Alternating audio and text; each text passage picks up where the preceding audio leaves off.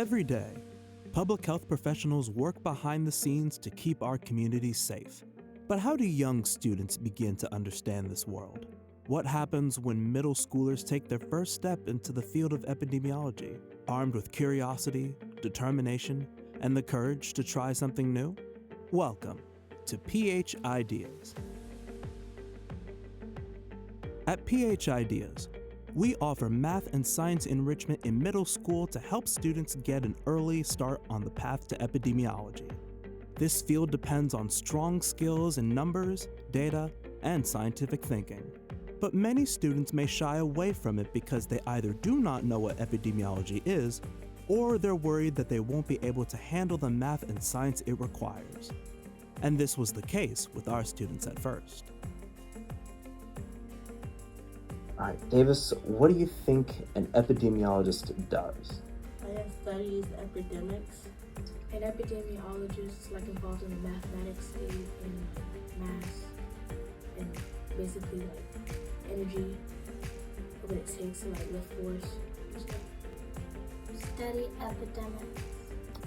I don't know, I heard about the technology epidemic or something like that. Someone who studies plants or life forms, maybe?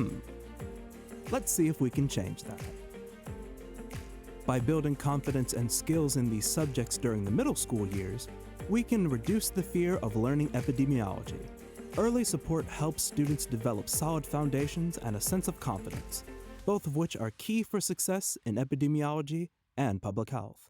Our program aims to make tough concepts feel manageable, strengthen students' belief in their own abilities, and spark an interest in data-driven and scientific careers. By nurturing these strengths now, we open the door for more students to feel prepared and excited to pursue epidemiology in the future.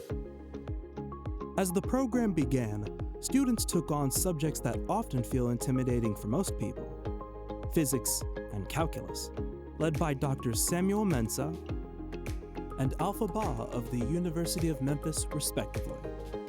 Under the direction of the PH Ideas co-principal investigators Dr. Ashish Joshi, Dean of the University of Memphis School of Public Health, and Dr. Bruce Randolph, Interim Director and Medical Officer for the Shelby County Health Department. Our students weren't learning these topics to become epidemiologists overnight, but to build the strong mathematical and scientific foundation that future public health work requires. They practice understanding rates of change, modeling real-world systems, and recognizing how numbers and patterns shape the world around us. There were moments of challenge and moments of discovery. But with every question asked, every graph drawn, and every model built, our students began to realize that they can do this, that these subjects, once intimidating, were becoming tools they could understand and use.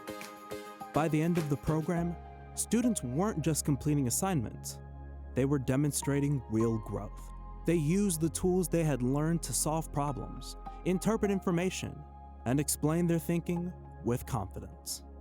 In their final interviews, I had noticed something had changed. All right, Davis, so now that it's been 3 months, how do you feel about calculus and physics since you've been in this program? I feel good. I feel like I understand it a lot more. Our students felt that they were getting better at physics and calculus. I feel better than when I first came here. I thought it was going to be hard, but I'm getting better grades at my middle school, and this is kind of helping me out. So math is not that hard for me anymore. It feels easier than I thought it would be originally. What did you think originally? That it was going to be the toughest thing that I ever did. And now? In my lifetime. I feel more comfortable. Concepts that once felt out of reach were now part of their vocabulary. I feel like I know nonlinear and linear equations for calculus and collisions for physics. It was growth, forged through curiosity and hard work. This is why we do this work, to show students that math and science aren't barriers, but tools, to help them imagine futures in public health and epidemiology. Now that you feel a little more comfortable with calculus and physics, what do you think about pursuing epidemiology in the future?